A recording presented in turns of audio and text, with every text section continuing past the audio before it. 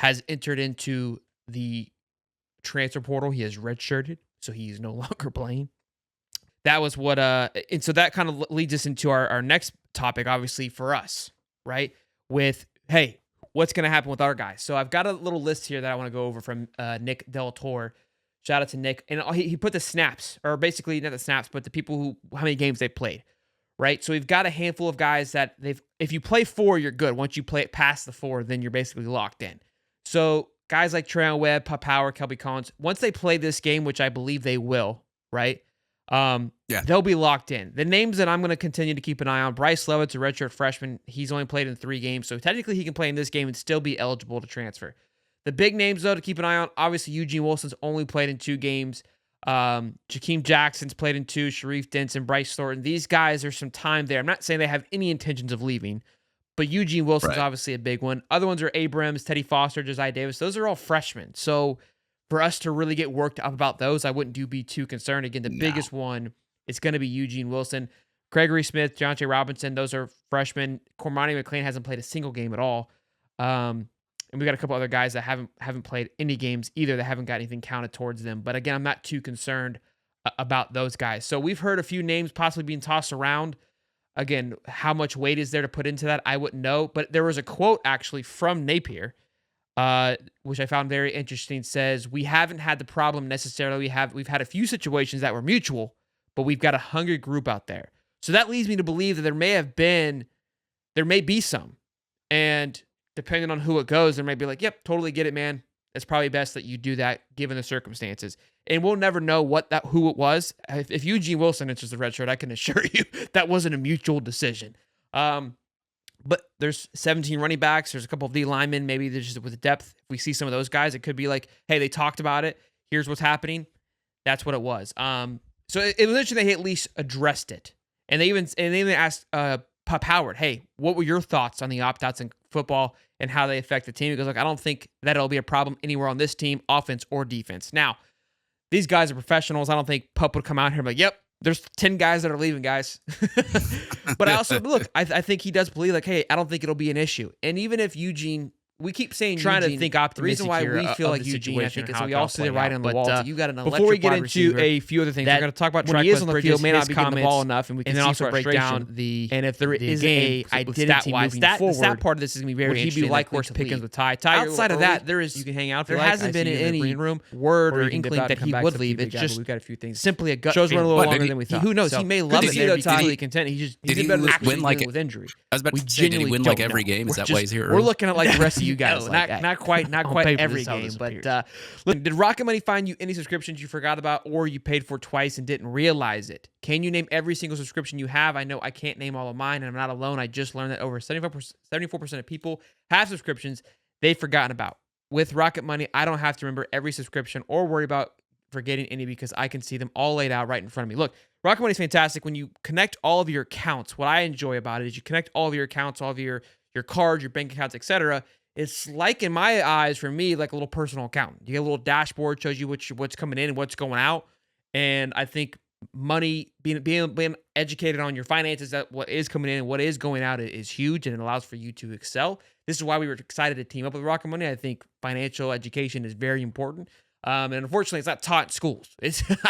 I was fortunate enough to have a mom that was very persistent on me learning these things. So I was, able to learn those and handle that. But that is my favorite part. Even with the subscription thing, I think just being able to have like your own personal accountant is what it feels like. It's fantastic when it comes with Rocket Money. Rocket Money is a personal finance app that helps you find and cancel your unwanted subscriptions, monitors your spending, and helps you lower your bills so you can grow your savings. Rocket Money has over 5 million users and has saved a total of $500 million in canceled subscriptions, saving members up to $740 a year when using all the app's features. Stop wasting money on the things you don't use.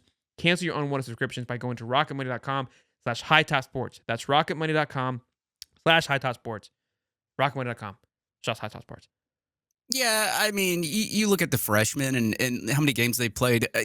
Freshmen most of the time aren't really concerned about like playing time because they've got 4 years to burn anyway. Most of those players play out to their senior year before they're drafted. Some of them get junior year if they're that good. I would consider Eugene Wilson that good of a talent to go his junior year, but I mean, we still have to see it. Obviously, he had one good year. He's only played in 2 games so far, so that's a name to look out for. I'm not going to say that that's going to happen because I have no knowledge of that, but I will say that I would expect some players to redshirt. It's just who is going to redshirt is the key there. So I mean, any Florida fans that don't think somebody could redshirt this year, I mean, you've seen it all over college football. There's players on this roster that may want to transfer because they haven't gotten any playing time. There's ones that might see the writing on the wall for Coach Napier and want a redshirt and probably put their name in the portal later. So it probably will happen here. Names, obviously, those are confidential anyway. Even if I knew any, I wouldn't put it out there. So it's a dicey situation. But at the same time, I don't think any Florida fans are going to complain as long as they get the wink, wink head coach that they want. But yeah, I mean, I would expect some red shirts. It's just a matter of who and when and what happens after that. It's weird that this is even a conversation, right? We're like, yeah, we would expect it. Like it's the norm, and I hope it does not become the norm. I feel like we're still in this weird area. Here's my thought on it, because this kid from UCF, right? Like Nick just said, they lose one game. I don't know, like they're not out of playoff contention. Like this, they could. I mean, more likely they are, but mathematically they are not out of it yet. He's the number one receiver on the team. Now this team isn't really a throwing team; they're a running team, so that could play a factor into it. I don't think he had many yards. I think it's honestly a big thing is NIL. I think these kids are like, hey, I'm leading the team. Can I get some more money? Because why, especially when you're the leading guy, you're the go-to guy, leaving now and quitting in the middle of the year makes zero sense to me. Like you're going with your values high. It doesn't make any sense. I think it has to 100% do with an NIL situation, which doesn't make it any better, which makes me feel more comfortable with somebody like a Eugene Wilson, right? Why? Because you can still transfer at the end of the year. Why redshirt this year when I don't know this by any, I'm just guessing that he has a probably pretty good NIL deal with Florida. I'm sure he's being taken care of. And if you were to redshirt and basically quit, I'd imagine that NIL deal would go by the wayside. So why not play this year out? Because your value is still going to be there, and you're still going to be able to grow, and it's going to translate into the NFL. I understand some of it. It's like, I don't want to waste this year. If you're someone like Eugene Wilson, this year's not going to go to waste if you come out there and ball out. Every time you touch the ball, you're electric. Everyone knows that. And if you were to go into the portal at the end of the year, he'll still be fine. So I think what we'll see if anybody does leave Florida, it'll be the guys that aren't playing anyways. And it's like, look, I don't see a future on this team. I realize now I'm not made for this. I'm not cut for this. This isn't the team that I thought it would be, negatively, positively, etc. I'm not going to burn this year because I'm not playing anyways, and I'm going to move on. Where they would have redshirted probably regardless, but now it's more of like, I'm just making the stamp now to, hey, I'm heading out. I could be wrong, but I do think that Florida has done a good job from an NIL perspective. We've heard about it. We have the most signed up athletes in the country, to where that will translate to where there's a little bit more organization of guys, no need for them to leave, especially, middle to top, where you see the schools that it's happening with. Although USC and Barry Alexander, that one didn't make any sense, but I don't think he was playing too much. I think that was him just simply not playing a lot. I think he was getting beat out, honestly. The UNLV thing was a money thing. Obviously, I'm sure their collective is a little rambunctious. Old Miss with Whittemore, or Mississippi State, excuse me. Again, I don't have the answers to all of that. I'm trying to piece this together like anybody else, right? Just simply what I'm seeing thus far. Yeah, we're in a tough situation for that right now. And I think that's why, like, if you see somebody redshirt, does that necessarily mean they're transferring?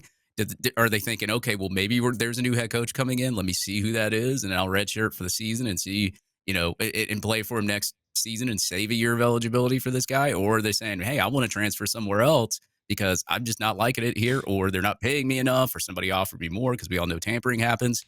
There's just so many different scenarios and outlines that you could put out there for just every single individual student that's either red shirts or is in the portal. Now, some players are just going to play the season out, and that's fine with them too. But I mean, it's just a really hairy situation over here for Florida right now. We haven't seen anything yet, but that's why I say I would expect it just based on the certain scenario that we're in right now.